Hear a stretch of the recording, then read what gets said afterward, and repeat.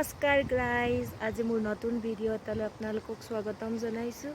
আজি মই এটা কথা ক'ম বুলি ভিডিঅ'টো বনালোঁ।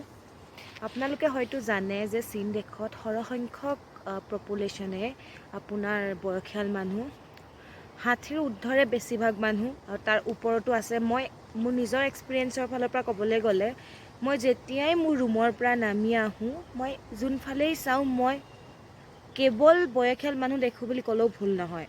মানে 50% বেছি মই বয়সীয়াল মানুহেই দেখোঁ। কিন্তু এনেকুৱা নহয় যে আপোনাৰ বেমাৰত হয় বা এনেকৈ ঘূৰি ফুৰিছে, লাখুটি লৈ ঘূৰি ফুৰিছে, সেনেকুৱা নহয়। ইয়াত মানুহবোৰ ইমান এক্টিভ, প্ৰতিটো ক্ষেত্ৰতে কৰ্মমুখী, ইমান কৰ্মমুখী আপোনালোকে বিশ্বাস নকৰিব। অসমত বা ভাৰতত 70ৰ ঊৰ্ধৰ হ'লে মানুহবোৰে নিজৰ মনতেই ভাবি লয় যে মই নোৱাৰা হ'লোঁ বা মই দুৰ্বল হৈ আহিছোঁ, মনটো মৰি আহে। বাট ইয়াত একদম উল্টা। যেতিয়া আপোনালোকে দেখা পাব, ইয়াত আপোনাৰ ৰাতিপুৱা গধূলি সকলো বয়সীয়াল মহিলাই মিলি একেলগে ডান্স কৰে, প্ৰেক্টিছ কৰে, তেনেকৈ নিজৰ মনটো ভালে ৰাখে। মনটো ভাল থকাৰ লগে লগে স্বাস্থ্যও ভালে থাকে। সেইবাবে ইয়াৰ মানুহবোৰ বহুত দীৰ্ঘজীৱী। খাদ্যৰ কথা মই ক'বলৈ নাযাওঁ, কিন্তু ইয়াৰ লাইফষ্টাইলটো তেনেকুৱাই এক্টিভ হয়। মানে আমাৰ নিচিনা নহয়। আমাৰ তাত আপোনাৰ 70 হ'ল, 80 হ'ল, আইতাসকল বহি দিব, ককাসকল বহি দিব। ইয়াত সেই বয়সৰ মানুহখিনিও কিবা এটা নহয় কিবা এটা কৰি নিজকে বিজি ৰাখে, যাতে নিজৰ স্বাস্থ্যটো ভালে থাকে। এতিয়া মই আহি মোৰ কেম্পাছতে বহি আছোঁ। ইয়াতেই আইতাসকলে প্ৰেক্টিছ কৰে। তো এতিয়া আপোনাৰ 7:04 হৈছে। এতিয়াতো নাহিব, অলপ পাছত আহিব। মই দেখাই আছোঁ কেনেকৈ তেওঁলোকে প্ৰেক্টিছ কৰি ডান্স কৰে আৰু নিজকে সুস্থ সবল কৰি ৰাখে। ইয়াত আচলতে গধূলি সময়টো, গোটেই দিনটো কাম বন কৰি আহি গধূলি সময়টো সকলোৱে নিজক অলপ সময় দিয়ে, নিজৰ সন্তান নাতিপুতিৰ লগত খেলে। মই অলপ দেখাম বলক। ইয়াত আইতা এগৰাকীয়ে নিজৰ নাতিয়েকৰ লগত খেলি আছে।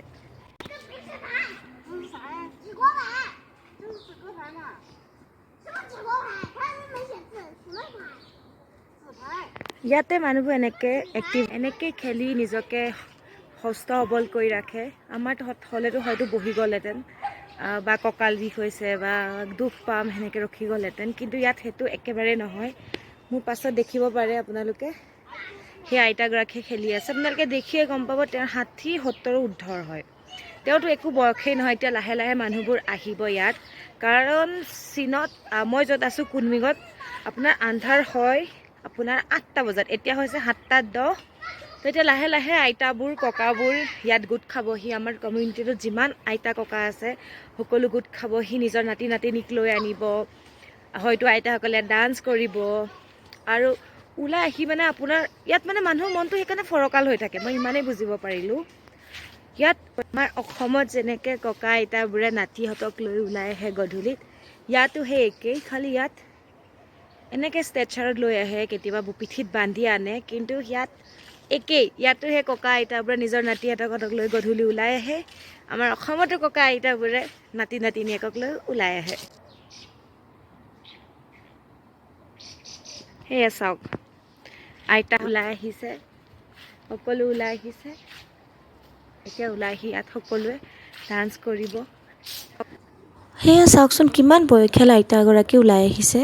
আৰু তাৰপিছতে মই দেখাবলৈ এটা মৰম লগা কুকুৰ, তাকো ফুৰাবলৈ লৈ আহিছে। ইমান মৰম লগা চাওকচোন, আৰু ইমান শকত। গধূলি 8:10 হ'ল আৰু এতিয়া আহিছে আইতাখিনি। আইতাসকল আহিছে। এতিয়া মই দেখাম আইতাসকলে কেনেকৈ ডান্স কৰে।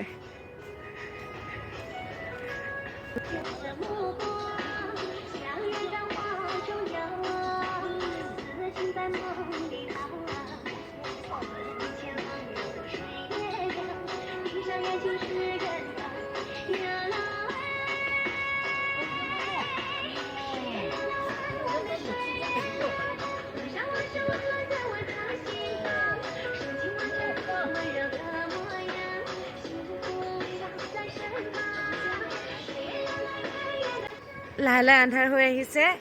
আপোনালোকে দেখিলে আইতাসকলে কেনেদৰে ডান্স কৰে, কেনেদৰে একচুৱেলি ব্যায়াম কৰা নিচিনা হয়, প্ৰেক্টিছ কৰা নিচিনা হয়। ওচৰৰ পৰা গৈ দেখাবলৈ বেয়া হয়, কাৰণ নাচি থাকে, বেয়া পাবও পাৰে। তো মই অলপ দূৰৰ পৰাই দেখালোঁ। তো মোৰ মানে আটাইতকৈ ভাল লগা বস্তুৱে হ'ল ইয়াত এইটো, ৰাতিপুৱাও এনেকৈ গান বজাই আপুনি প্ৰেক্টিছ কৰি থকা দেখিব, আৰু গধূলিও এনেকৈ গান বজাই প্ৰেক্টিছ কৰি থাকে, এনেকৈ মনো ভালে থাকে, স্বাস্থ্যও ভালে থাকে, এনেকৈ দীৰ্ঘজীৱীও হয়। তো মই ইয়াকেই ভাবিলোঁ যে ভিডিঅ' এটা বনাই ইয়াকে দেখাওঁ। আজিলৈ সিমানেই, ধন্যবাদ।